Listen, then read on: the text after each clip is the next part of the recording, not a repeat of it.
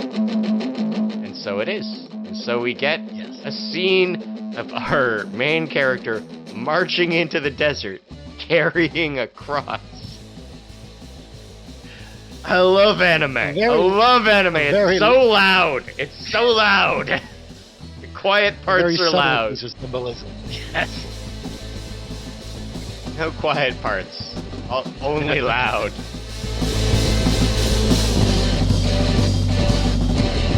Hello and welcome to Is That Some Kind of Japanimation Thing? A show that, will tell you stories about spending money on anime. I tell you what. Probably in this episode, actually. This will be part of the closeout, is how much I have had to spend on anime in the past. But for right now, this is a monthly recap of retro and new anime by old guys who maybe know what they're talking about. My name is Scott. And I am Justin. All right, this episode is sponsored by Hobby Link Japan, home of many excellent import toys and goods from Japan. All your nerdy needs fulfilled. And once again, I'm going to shout out to Kotobukiya's line of finished figures and statues because they're really cool looking. You can probably find something you like there. But again, Hobby Link Japan is also home to military aircraft kits, home to art books, pens, cosplay goods. They stopped doing snacks. They stopped shipping snacks. God damn it. I know, but what they do about the snacks.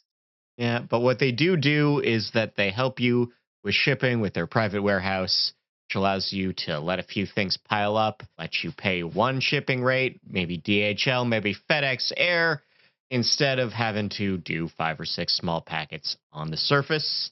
Because, sometimes that's better for you. Hobby Link Japan, the link is in the description. Also in the description is a link to our Ko-fi page. Our Ko-fi page will let you give us about $5. And you know what you get for that $5? Episodes when they're ready. Right now, episodes come up. Yeah, episodes come out right now. Episodes come out on the 20th. But when they're ready, they're up on Ko-fi. You only have to pay once, and then you will get them forever. Ko-fi is not very flexible, and I actually kind of like it that way. I would rather just be like, no, I don't want to have a whole Patreon for this. But like, no, if you give me $5, I will owe you for, I guess, forever. There you go. Anyway, $5 in eternity. Come on, people. That's hospitality. That is radical hospitality. Anyway, we are gonna finish Trigun, the TV series from 1998. We're covering the last 3 episodes. It has been a road, Justin. It has. My God, things got bumpy. Yeah. Recently. Recently. Yeah, all right. So we're kicking off with episode 23, titled Sin. It's directed by Kazuhiro Ozawa, who was on all 3 shows and OVAs and the movie of Strawberry Marshmallow. He was on all 3 shows and OVAs and movie of Utawa Re Romono, a show I've heard of, been afraid to say out loud until today, and have never seen. He also did the storyboards on this very episode. And we open the episode with Chapel the Evergreen, not dead, agreeing to be dragged to a creepy tower thing. I assumed that he was. I kind of assumed it when I kind of assumed both guys died. I had forgotten this scene existed. I had forgotten about this scene. I just thought, like, no, they got each other. Wolfwood gets the moral victory by walking away and also having a literal moral victory where he lays down his sins and, absolves himself. But no, Chapel is dragged before Knives, and Knives gives the Agent Smith speech a full year before the Agent Smith speech, actually. And then, after the Agent Smith speech, he gets zorched. He just gets, thrown in a black hole thing. This is not explained. Yeah. He just gets absorbed by a black ball, and it looks like it hurts. My notes read, what the hell did he do to him? And I'm comforted that that's a question many people have had. Yep, just at least everyone on this call. Yeah, everyone here.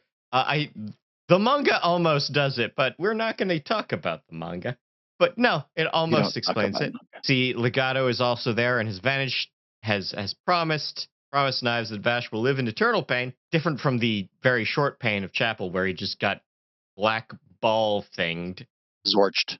Yep, Zorch I mean, is we the don't word know I'm how using. painful Zorch is. We don't know if there's relativity involved, that he will experience the Zorching for years to come. Don't know what it is. Zorching is the word They're I'm unclear. using. Zorching is the word of the day. You hear what Zorch, kids? Just scream and shout out loud. We then jump cut to the town of LR, and Vash is getting some donuts. And he's also getting unprocessed grief. Oh my God. That's why he got the plain donuts, because that's all he can contain. Sadness and plain donuts. That's what happens in the scene. We then cut back to Tonim, where we were last episode, and Meryl gets the entire backstory. There is a musical montage wherein Vash describes everything that has come so far. She was not ready for that. No. Millie is ready to leave, though. Millie is finally out of her pajamas. She is out of her sad phase. She is ready to go. Meryl is totally faking being ready to go because no one has processed grief this week. No one has. No. Cut back to LR. Legato is now using children to make fun of Vash. Just mind controlling children. Make fun of your enemies. Mm-hmm. We finally get sort of the explanation of the hand thing, which is that Legato just has Vash's left arm. This might be the source of his psychic powers. Unclear. There's one question I wanted to ask before we proceed. Yes. Now, as is the basic concept behind this show, I don't have a huge amount of familiarity with animation produced in Japan. Right. Anime is something I enjoy. I have enjoyed in the past and will enjoy in the future. Thank you very much for bringing me along. Does the cool older brother guy always die? Almost. Is that mandatory? Almost certainly. Almost certainly. We can actually. Well, there are a couple shows we should do to dissect cool older brothers. Sometimes they don't die. I will say sometimes they don't. Sometimes they get written off the sequel series and then come back for the movie, and they're eco-fascists. That happens. That's an incredibly specific example, and I'm curious if it happens once or if that is a trope as well. It'd be weird if it happened twice, but I bet if I looked, I'd find it. I'd find one where it's like, oh, this franchise ran long enough that the cool older brother did a full heel turn again. All right. But no, that is a specific example.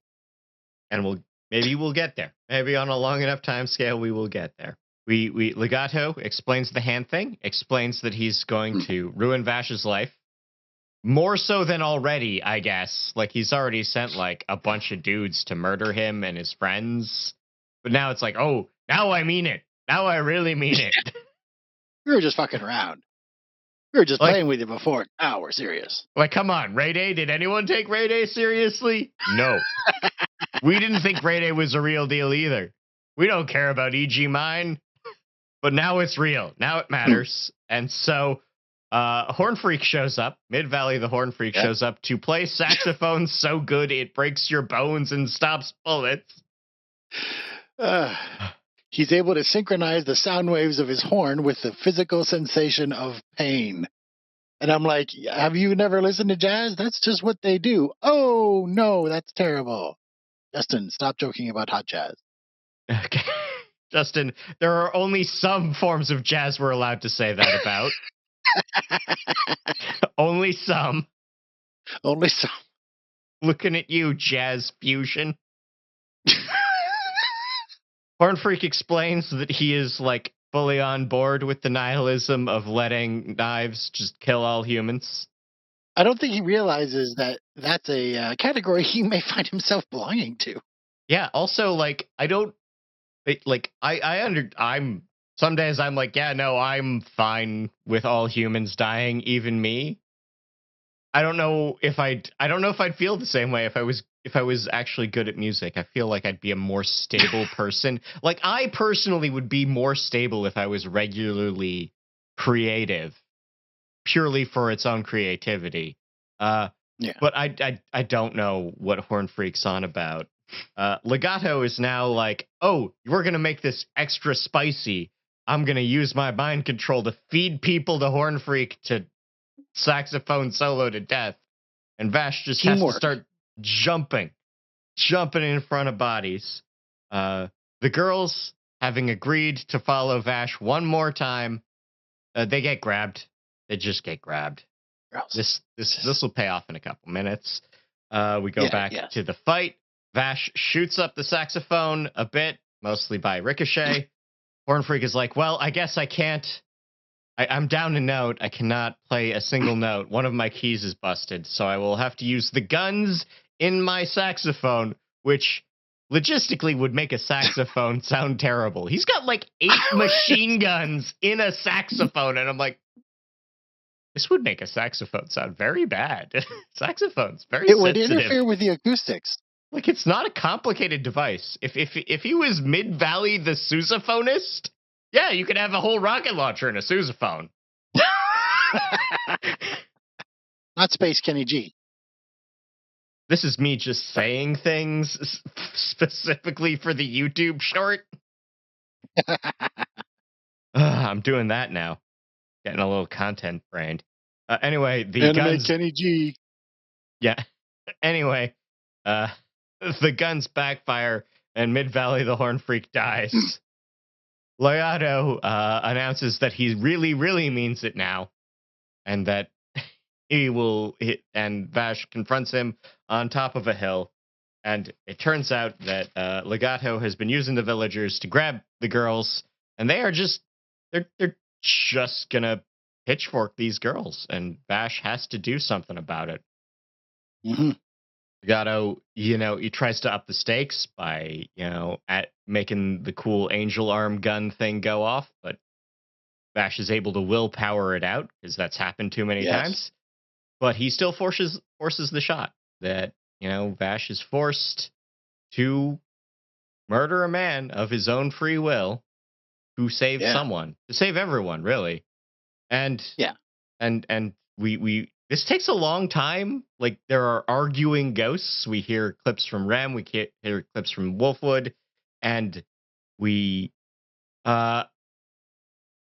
anime is not subtle. Anime is not subtle. It's something I like about it, because it means you can just be big and loud and expressive. And you get to play with imagery a lot more. Even when anime is being quiet, it's being loud and expressive about being quiet. And we get this scene where it's like, no, all right, like Vash is surrendering his ideals, and we get the shot of Rem from the back, and it fades to white. We don't hear the gunshot, but we do get to hear Knives laughing like a maniac. And that's the episode. Yeah. Not a happy ending for our heroes. No. And yeah, that's something. That is this is the big one. Like, we've had a bunch of big ones, and we've had circling around this idea, this theme that, how much violence can one character do and be blameless? And it's like, no, you've done the violence that you can't be blameless for. You've done it, and you might have done it for the right reasons, but it's changed you. It's changed you, and I think this is the thing I've talked about. There's a lot of anime that gives us, the fighting pacifist, and they're always too good. They always get away with it. They always just get to bash the guy in the head and walk away. And it's like, no, it's hard. It's hard, and there will be the point where you can't roll the hard 6, and you just got to shoot this guy.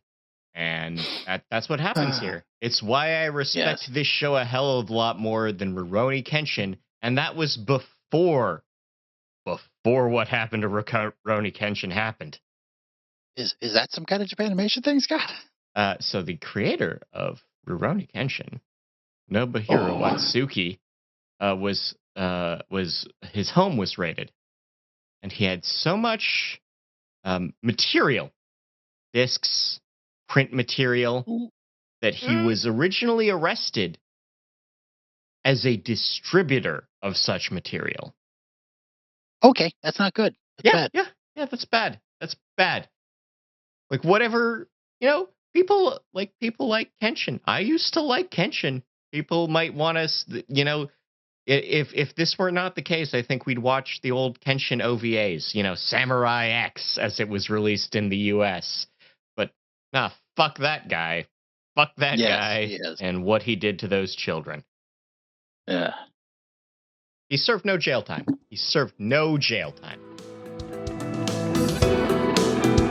Episode 24, Live Through, directed by, for the sixth time, for the last time, Shigeki Awai, who, we know, he's Scrap Princess, Ice Guy and his cool colleague, Dan Cougar, and he's back on keyframes and boards for the movie. But now, this is our boy. And this episode, I forgot this episode entirely. It's been 15 years since I've watched this at least, and this episode, did not remember it in the slightest.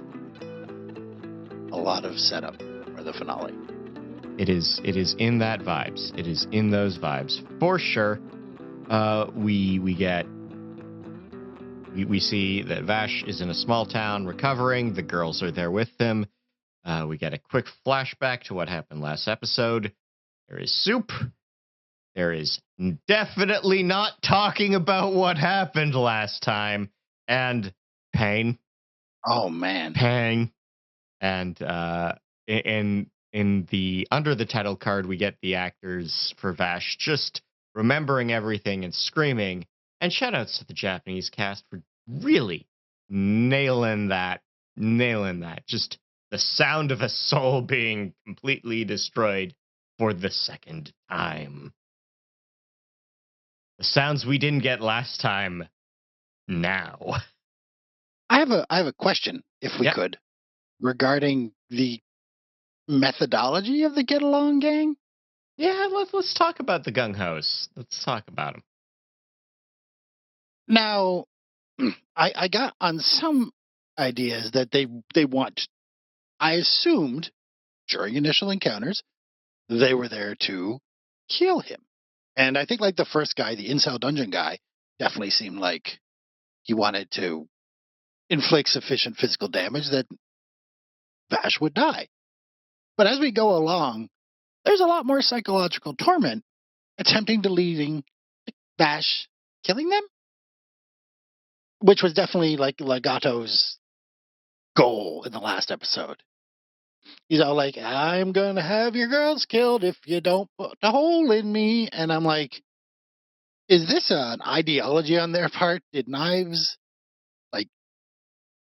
brainwash them into thinking the greatest goal in this world is to cause emotional pain and make my twin brother give up on his morals, and you will be willing to sacrifice your own life for this? I think there is something vaguely, like if we think about Knives as a Lovecraftian entity, he is an alien beyond our morals, except his morals are very simple. But his powers are beyond our, right? He can do things. He can Zorch a guy. He can just Zorch a guy. He can. And all he cares about is making Vash agree with him. Like, just finally see his way of things. And the only way he can think to do that is to present him with more violence. Like, make him believe that humans are bad. They can't exceed what they are. They are base stupid animals that will turn on each other immediately. And I'm going to keep contriving scenarios where you see that by paying people, convincing people, threatening people to do violence near you and at you. And and I think because Legato's a mind control guy, he can find the particular buttons on each person. Like, Manev was raised in a basement to just kill a guy. That's easy. To a certain extent, Wolfwood was probably done to do that. Chapel, we don't know. We don't get Chapel's full deal, but like we see each person is kind of being pulled on their own strings. Like Ray Day has this weird, awkward ass, half understood samurai code thing where it's like, yeah, no, if I can be the best roller skating sword fighter ever, that'll be my personal apotheosis. But I do think ultimately, like, Knives and Legato were like, we'll just throw the most talented violencers on the planet at Vash, and either he breaks or we win or he dies, right? Like that's it. Like Vash probably won't die, but he'll probably break if we do this on a long enough scale. Like these 12 guys all failed, and Knives would probably maybe just get 12 more guys down the road. He's immortal-ish. He can do You it. think this was the first time?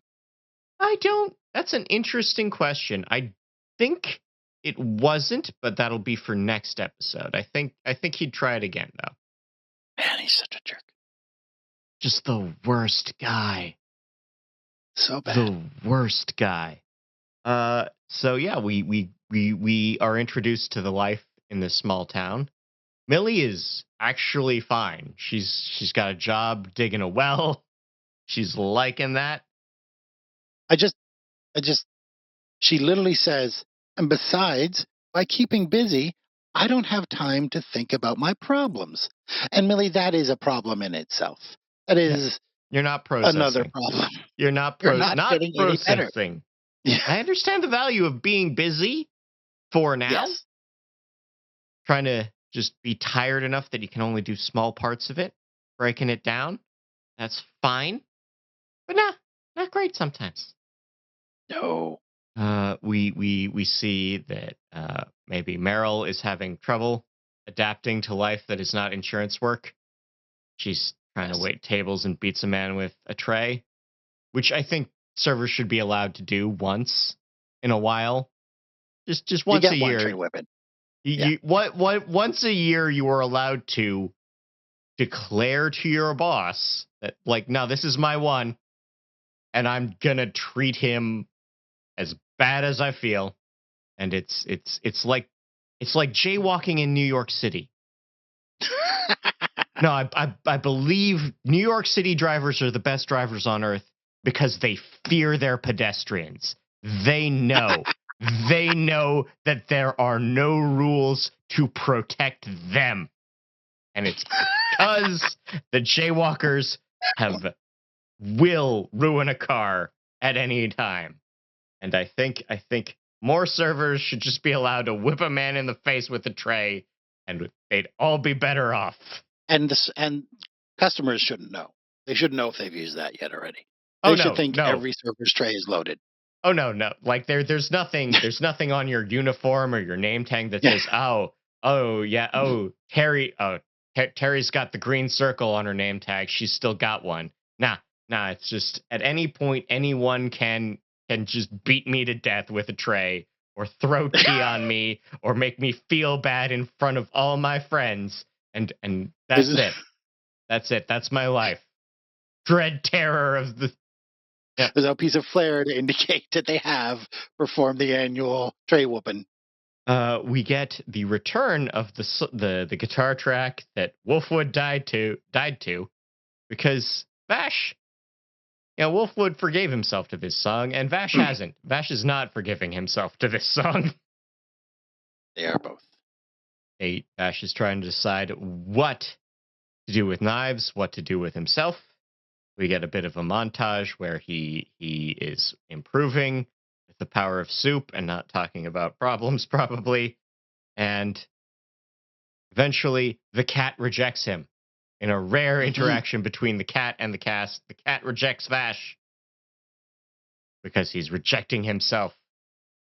The cat is explaining the themes to us. I did describe at one point they had a hurt comfort montage. Yeah, it's very hurt comfort. We also at Vash having a little moment under the stars, singing the song. Meryl knows the song. Because Meryl is growing up to be Rem, which means Meryl can be a suitable mommy girlfriend to Vash. Well, not the series doesn't dwell on this, but it's definitely there. It's definitely like, oh, if someone can be a mommy girlfriend to Vash, then he knows what to do. That's a choice. Yeah, it's definitely something. I will have a more good faith version of this in a second. We also have an opportunity where Meryl gives him a chance to refuse the call. Like, no, we can just stay here. We can all refuse the call. and I can beat people with a serving tray, and Millie can dig holes, and you can, I don't know, be mopey, and we'll all be fine. Uh, dodge bullets. I don't know. Yeah. I don't know how useful that is in a small town with no active gunfighting trade, but Yeah, yeah. There's that. Oh, maybe he will entertain children with his basketball techniques. his ability to just leave town and go off as a traveling grade school teacher, and Yeah, all the villages will get a day every week where the children get tutored in whatever the hell, possibly some gunfighting, possibly history, possibly adhesion of balls to your face. yeah. He's got many skills that I think that the children are not getting trained on in this strange desert world. Like a robust road tutor could be something you could do. But unfortunately, now that the cast is considering refusing the call will come knocking because some dude who is delivering supplies spots Vash and realizes, oh, that's the Vash. That's the guy who is going to make your insurance premiums terrible and possibly lead to your death. I mean, is that even a problem? The insurance company is sort of like waffling on the whole thing anyway. I don't know what the situation is now. I don't know what that is. The logistics of this insurance agency continue to baffle me. Look forward to our episode where we interview a real insurance adjuster to explain this to us. We need a weeb insurance adjuster to go into the details.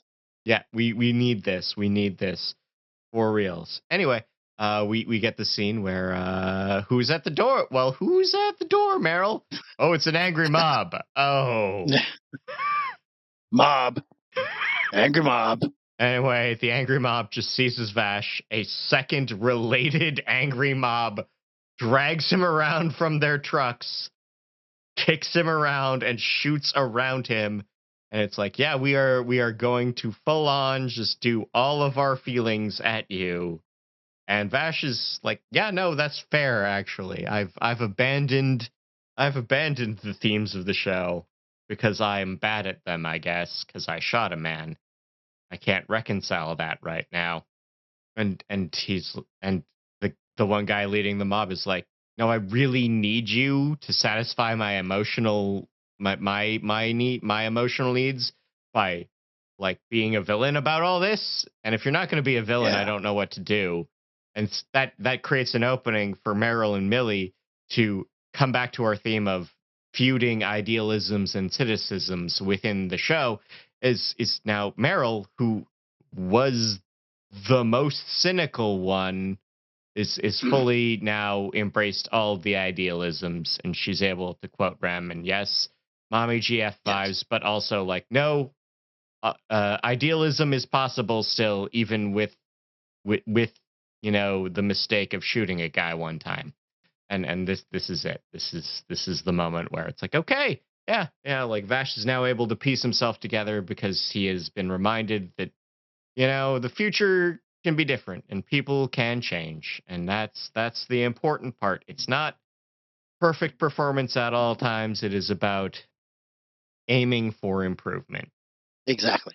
And she stood up for him. She like Oh yeah, no, like straight up, it like was ice and fire. gun to her face. She did not bring any of the thousands of derringers she might have. So did Millie and Meryl just hang up their guns when they left the insurance industry? Yeah, it's I think I don't know what they did with them, to be honest. They're around, They just probably. Yeah, they just did not think to bring them to a angry mob scenario. But that's because it's on theme. It's on theme for them to not have guns right now. Vash gears back up. He's learned something about the world and himself and the people around him. He gears back up, and he is ready to march to the last part of the adventure. And what does Millie do? He presents him with I think perhaps the biggest gun Chekhov has ever offered anyone. Of course it's heavy. That's because it's full of mercy. Well, and she's saying it without irony. Like back in episode 9, it is full of irony. It is understood that no, this dude does violence. The mercy is a joke. And Millie believes it. And so it is. And so we get Yes. a scene of our main character marching into the desert carrying a cross. I love anime. A very- I love anime. a very- It's so loud. It's so loud. The quiet A very parts are subtle loud. piece of symbolism. Yes. No quiet parts. Only loud. I know Ah. manga creators who use subtext, and they're all cowards. And we get the line even. Take care of knives, right? Yeah. Take care of knives. Mm. So I forgot And this episode. honestly, I've been on a teeter-totter about the whole take care of knives thing. Like, literally. I That is think the they want first you to be. word. They want you to be. Because, like, I wrote a line before I started watching these episodes. Rem said, take care of knives. Which way is he going to go? How's he going to do this? And he actually declares that, he says he's going to save him. Well, he's carrying wonder- mercy. He's carrying mercy. He's re-understood the idealism of his worldview. Someone else, 2 people have handed him his idealism again. And he's ready to do it. He never had anyone who was acting as a metaphorical devil on his shoulder. No, that was Wolfwood. Wolfwood was the devil. Was Wolfwood? I mean, In 11, Yeah. especially 10 and 11 especially, yeah. well, he doesn't have to worry about him anymore. No, we don't have to worry about that guy. Yeah. Our situation resolved. We are into the final episode. This is Under the Sky So Blue, a deeply Star Trek title in a show that is full of very Star Trek tossed titles. I guess Disco too. Disco had a lot of these titles. Where this is directed by Nishimura, Satoshi Nishimura, who of course directed the entire series. So this is the showrunner stepping down to really close this out. Worked on a bunch of other things. Gungrave next year. Hajime no Ippo, he did a bunch of keyframes. He's more known for keyframes and boards, but this is his big one. We'll get to that. And we start in the desert. We have a man in red walking across the desert, and he comes upon a garden. You know what's in this garden? We have grass and trees, and you know what is not in this garden? There's a snake in this garden. There's no fucking tomatoes. I was so... I'm never letting this go. Never. If this was the source of the tomatoes, I would have laughed more so than back in 14. If this was the source of the tomatoes, I would have been there. I think that the tomato sauce just grows on trees directly. I think there's the entire jar. The entire ketchup just emerges from the ground. That's the real lost. That's what the robots were protecting back in 9. It was the last ketchup factory. Hydroponic tomatoes. They were processing the ketchup in there. Blowing the glass bottles. It was one factory, only for one thing. And now that it's lost, the entire world will dry up. Just have plain potatoes. French fries. I wish we could put something on these. Well, no chickens, no tomatoes. We're screwed. Yeah, no chickens, no tomatoes. The garden looks lovely. We see knives sitting at a table. A really lovely patio set. I don't know where or who made that. Nice garden you got here, Knives. Hope nothing happens to it. Yeah, he is drinking a chilled red wine from a martini glass. Fucking Philistine. I was about to say, Scott, as a bartender, please enumerate the crimes he is performing here. Okay. You are allowed to enjoy your beverages however you enjoy them. I want to make that clear abundantly. But this is he is drinking something red from a martini glass, and on the table is a bottle that looks like a champagne bottle, but it is chilling. But again, the liquid is red. You know what? He's having vermouth. This is going to be how I make it make sense to myself. He's having vermouth. You can have vermouth from a martini glass, little after dinner, little after lunch thing. Aperitif? Like chillin' vermouth. Chillin' vermouth makes sense. Okay. There you go. I've made sense to myself. But there we Await go. your no prize in the mail. I will await my no prize. Ah. And we get a quick little flashback. We see that Vash is Scott, quick, about like 20 minutes of the episode cannot be described as quick. no. This episode Well, is we primarily get a very short set of flashbacks set to some chiming music, and then we see Vash, his eyes, the sunglasses are covering his pupils. We see that. We see that he's got like the angry mode on. And then we flash back to episode 16, the end of episode 16, and we see that we get Knives' full scary face. He's very angry that anyone has survived. He explains his methodology. He's explaining that he will kill spiders, save butterflies. He's a butterfly. Everyone is a spider, I guess. And we get a scene where Vash is like, "Well, I'm gonna take care of Knives with this rock," because I've met writers that use subtext, and they're all cowards. Anime is a loud medium, and we love its loudness. we get a short scene. Volume anime. Yeah. We get a short scene of the first settlements on planet Have Gun Will Travel. Planet Bonanza. As people start to build villages out of and outside the wreckage of the crash planet, the crash seed ships. And we see that some guy is just choosing violence out of desperation, only out of desperation, and that Knives is ready to blow up one of the light bulbs. He is ready to kamikaze a butterfly to kill spiders. Yes. So, no one has a coherent moral ideology on this show. They just act like it. And Vash manages to talk him down, and they run away. We jump ahead a bit. We have a scene of 1 year of gunsmithing later. Yeah.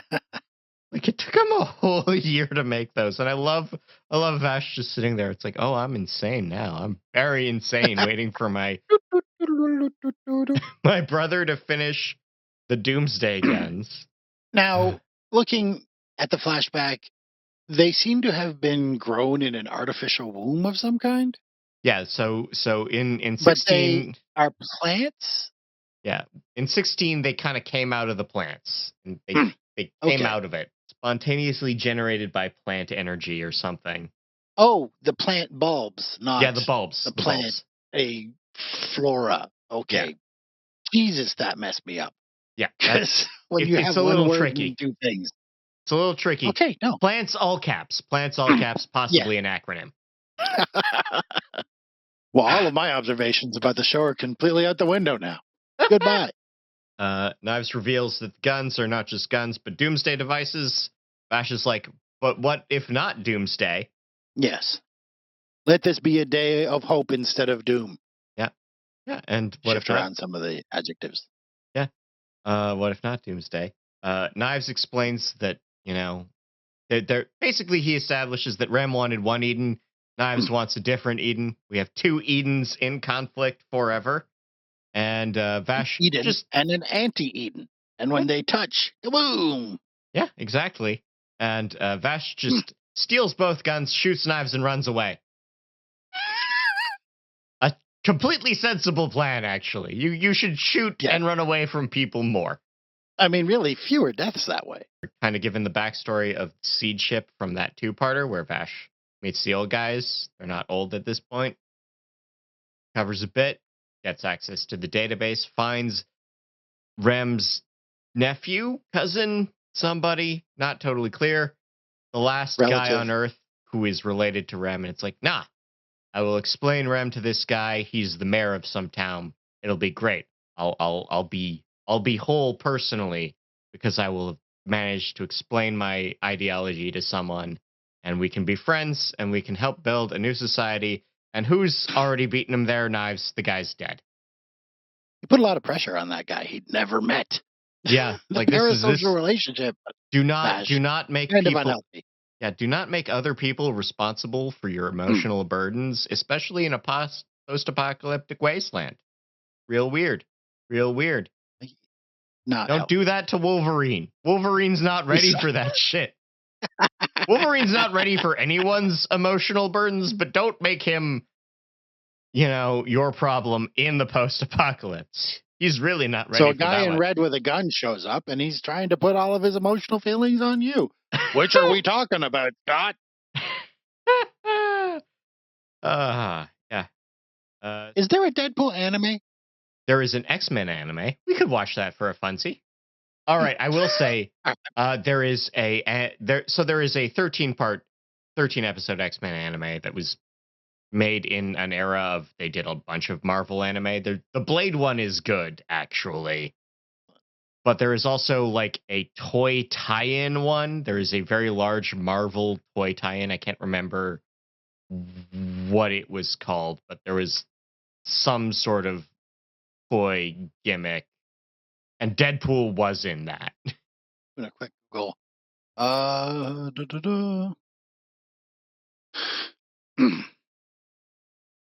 No. All right. Yeah, I'm just looking. There was something Jim Zubdib, which was about a anime in Japan.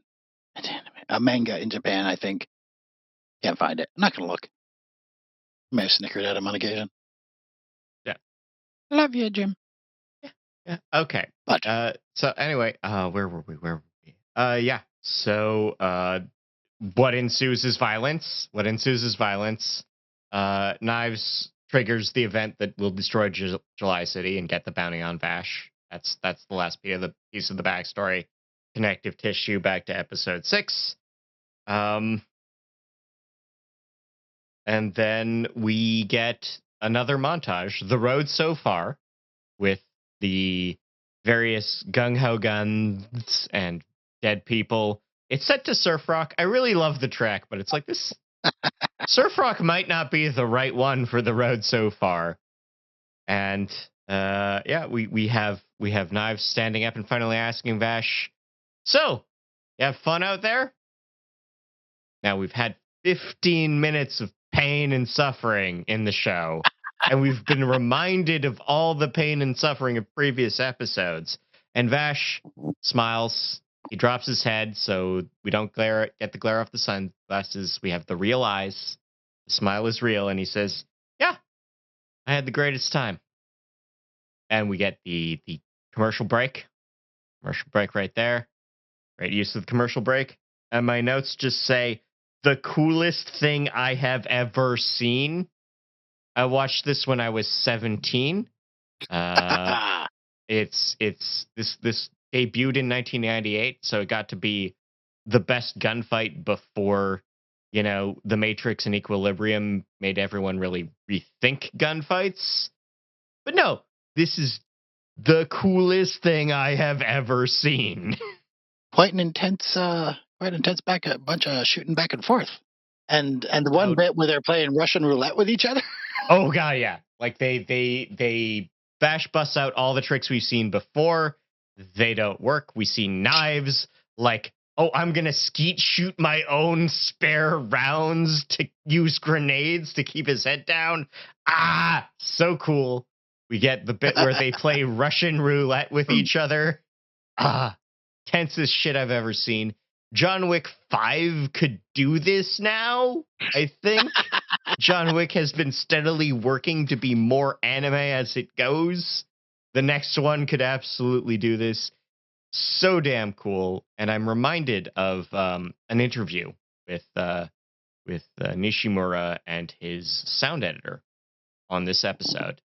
And there is a point at which they're describing making the episode, and there's a point where the sound editor says, "So, do we not have is the music not ready for this? Is that why we're not?" And Nishimura just says, "No, we're not doing music for this bit." And he says, "I'm gonna dial up all the reverb and all of the little all of the Foley and just make make a song out of people running around and the actual action revolvers. And that is cool. Obviously, the actors do a lot of work just with panting. It's hard to do that in an interesting way, and it's fun. It's great. We see a scene where Knives has got both guns. He's ready to do the doom lasers at everyone. He's sick of it. He realizes he can't convince his brother. He's just gonna laser him to death, and that does Have they not go. grown wings before? No, we have seen them look wing-ish, but this is the first time we've got full feathers, and this is like, yeah, okay, we're at full power now. Is that why people call them angel guns? Yeah, Because pretty I read much. that term today for the first time, and I'm like, okay, well that makes sense now. Yeah, But I yeah, didn't that's see pretty that much it. before. That is pretty much it. Vash is able to use them to cancel each other out. We get some telepathy. We get Ghost Wolfwood being like, "Hey, use the Force, Luke." And Use the cross, Vash. and Vash, pulls up the cross, fires it, saves the day, stops both guns from going off. And what does he use the cross for? Mercy. Yep. He uses it for mercy.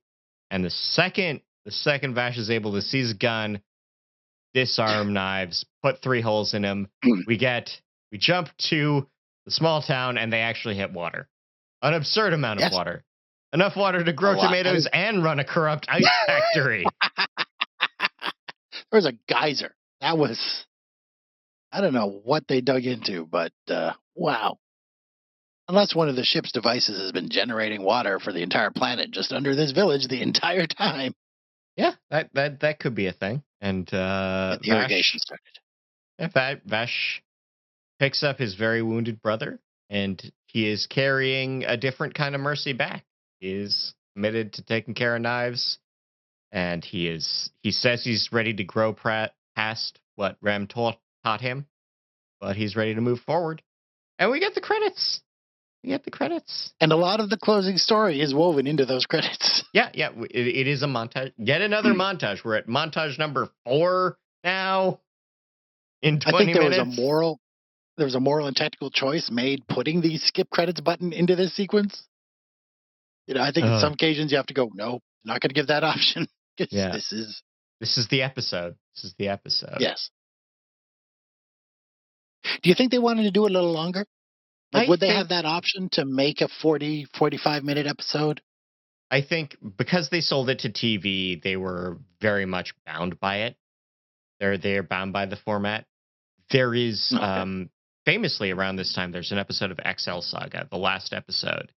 The creators on XL Saga were like, we will make an episode that we can never air.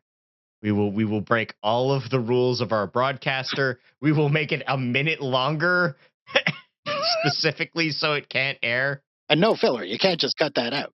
Yeah, no way for a broadcaster to adapt that one episode of XL Saga. No dice. So that's the case. I think now in a streaming era, there might have been an opportunity to be like, oh, we'll have a 35-minute director's cut or something.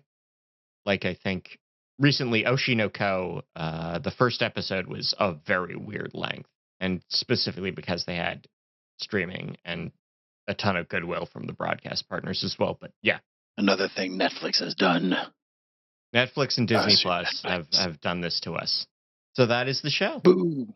That is the conclusion of Trigun. La fin. La fin? They even say that at the end. Yeah. Hey, we're done now. We are done. Vash, you're a good gunfighter. Yeah. So where are you at? It was interesting. That last episode, I kind of went back and forth on. But you've gotten me back on it.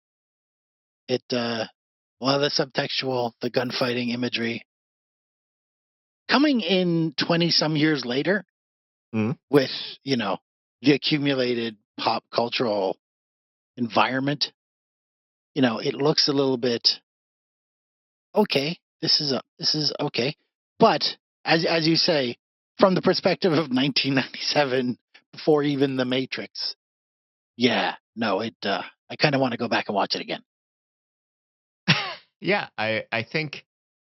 Okay, so like back when we started, I knew we established that you could recognize two character designs from this show. And now do you understand why everyone was walking Yes, around cons with they're this? they were. I can see those are great outfits. I can understand why people thought they were cool and wanted to dress up like them. Have you found any of your convention photography, Scott? Any shots of yourself in the actual costumes? Oh, well, I have a I don't. So there's one photo I should have asked for a copy from. I have a few pictures of me dressed as Nick Wolfwood. Infamously, perhaps, this is a fun one that ties us back together. For a very long time, Fan Expo would advertise that they advertise the opportunity to meet voice actors with a picture of me meeting Crispin Freeman wearing. I was there dressed as Wolfwood. Crispin Freeman has no attachment to Trigun. I was just wearing the costume that day. And it's me, like, meet your favorite voice actors is the Chiron. And it's me across the table from Crispin Freeman. And you just, oh, this is a handsome white man talking to another handsome white man in a black suit because the cross isn't in the photo. But the reason I was dressed as Wolfwood was that Yasunihiro Naitao, the creator of the manga, was also signing autographs that weekend. And we got a picture together, both of us leaning on one arm of the cross. Like it was in front of us and we were both leaning on it. And that it's Very probably cool. I can dig through his blog to find it, but that's it. Very nice. Yeah. And once again, does anyone ever dress up as the Get Along Gang, the Gung Ho You'll Gatlings? you'll get legatos sometimes because Legato and Knives were a very popular ship back in the fanfiction.net days of things. I don't know if that's true in the AO3 era. Do you know did they have a ship name? I The Knives. I think it's just I actually don't know the ship names for this thing. I just know that there were very popular ships and like Horn Freak was like the third wheel chasing that ship. That was part of it. And I mean that's it. That's in the show. It's like no, Horn Freak wants to bang Legato, and Legato wants to bang Knives, and that's kind of clear. And Knives doesn't care for either of them. Knives Yeah, is pretty he much cares these for guys. nothing. He cares for nothing. Fuck these mortals. Yeah. Well, don't fuck these mortals. Yeah. Crang these mortals. Oh my goodness. Sad about Millie. She's not. She's going to have to try and find her own way because But I think I think she may have felt growing up in such a large family that was her destiny, and I think that now she's got an opportunity to find herself as a person. Working in the city's uh, infrastructure. Yeah. No, this is it. I think she can find herself. She can find herself in this small town's water projects or the next thing after the water project, for sure. I mean, once you got water, you got to get sewer. You got to get that water to people's houses. You got to get it out of people's houses. And that never stops. Have I told you about my front yard, Scott? Still a big patch where they had to dig it out. Anyway. That's rough. That's rough, buddy. It ain't great. Thankfully, well insured. But Meryl and Millie going to be, I think they're going to find their own lives outside of the insurance industry. Well, I think the insurance finally stabilizes now that I think Knives might grow up and learn his lesson about treating people well, and Vash is allowed to not be on the run from everything. That actually was one question I had. He did not murder his brother, which is him standing up for his own things, but his brother has to stop being a guy who makes you want to murder him. And I don't know if he's come to that stage in his journey. I think his name still Knives. Yeah. I think we are meant to believe this is a hopeful scenario. There is no sinisterness to this. I think Vash and him can drag themselves off into the woods and they can beat some sense into each other a little more. I'm gonna spoil the movie for you and say it's not a sequel. It's not, so we're not gonna get that part. Okay. I think we are meant to read this as an overall Okay, so we're not going positive to see end. Knives come back as an eco-fascist. No, we're not seeing that. Okay. We're not Which, seeing. admittedly, he was close. He was close. That Oh was yeah, he's not pretty close. He's pretty far close. from. He's got some Malthusian vibes for sure. Kill the people, No, save the butterfly. yeah, kill spiders, save butterflies. What I will say is that I launched this show as joking that it was semi autobiographical. I'm glad that talking to you has made it not a complete navel gazy thing. But I will say that this is sort of a hard thing for, I think. Gather my thoughts. All right, for old fans of anime, it was hard to come by, and that meant that like joining the fandom, there were steps, and the first step was just watching whatever you could, watching what you found by accident. Obviously, 2003, Toonami, Nickelodeon, every cable network showed some anime. That was a great start. I think the second phase was when you started to pay for it. And I mean, back then, paying for it meant paying a lot. I will say this is the first Yeah. anime I ever paid for to own. I paid to rent, but that was the same price as any other rental. Buying 8 discs of Trigun at once in Canada at the time was $340. Holy God. That's like 5 years of Crunchyroll now. So that's a current with inflation, that's a current generation console. Oh yeah. Like I definitely the next year I bought an Xbox, right? Yeah. Exactly. That is it. That's what I'm saying is like I think when I was young, buying anime was a signal of commitment in a way that having to actually go to the comic book store maybe was for older comic fans. Like, okay, I want to find X-Men books. I have to go to a specialty store, and that can be varying degrees of hard if you're in a small town, I guess. Yeah, that's what I mean. And then, the advanced stage was, I don't know what the advanced stage was back then, importing shit or whatever. But I will say, I Tape spent a trading, lot. was that a big thing among anime fans? Eh? Was tape trading a thing among anime fans? Like, Oh, absolutely. At the time, tape trading was a big thing if you had a community for it. Like in a big town, you could find a circle of people who would copy each other's VHSs. Legendarily, there was, what Miami Mike did at MegaCon, if you remember, if you're familiar with that joke from the fandom. not familiar, but So there is a screenshot that goes around a lot, and it is of a fan sub, which is very hard to do in the VHS era of Dragon Ball. And over the end credits is I remember what Miami Mike did at Dragon Con or MegaCon, I forget which. And what Miami Mike did was he just sold fan sub tapes for profit. That was it. okay.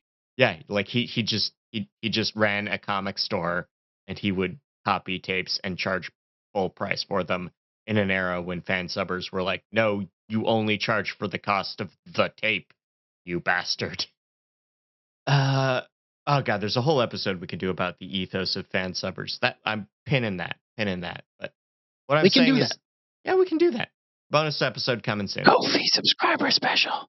Yeah, Kofi, early on Kofi, early for a long time on Kofi. How about that? But yeah, no, this is a thing I paid a lot for, and I don't regret it. Then think I think I'd be different as a fan of anime if I wasn't spending money for anime at the time. I still believe in spending money on anime now, even as you can just get it all for free. I'm not saying you shouldn't pirate things. I think sometimes piracy is the only recourse. We just lost 200 shows. like the Funimation Did you look Crunchy. behind the couch?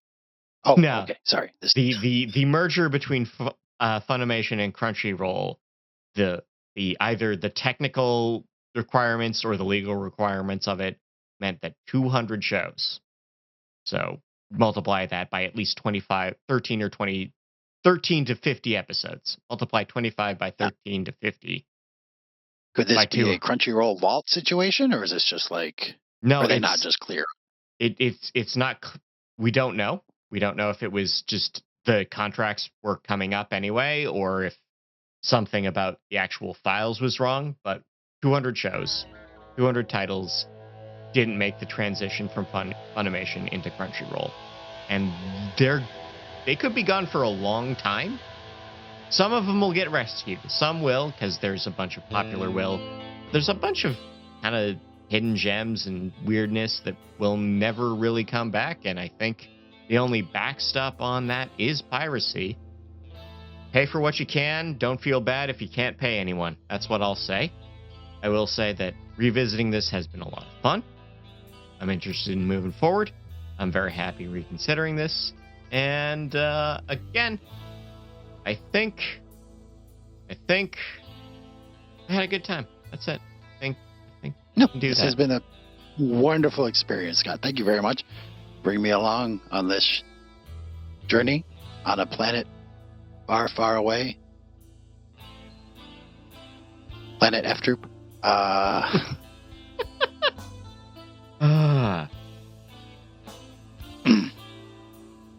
All right. So next time we will be doing Trigun the movie. Hey, Justin, remember how I said there'd be a really good time for Brilliant Dynamite's Neon to come back? But he doesn't? Yes. Yeah, so Dynamite's Neon doesn't come back for the movie, even though he probably should have. Give me back those shoulder pads. I know, right? Anyway, Trigun Badlands Rumble, the movie, is somehow listed as Season 2 on Crunchyroll, but it's there. I saw that. It started to begin while I was watching it. Oh, good. I don't know if we can do this. I was really worried that it was gone, because I was not expecting it to be listed that way. But there we go. Anyway, we will be back for the movie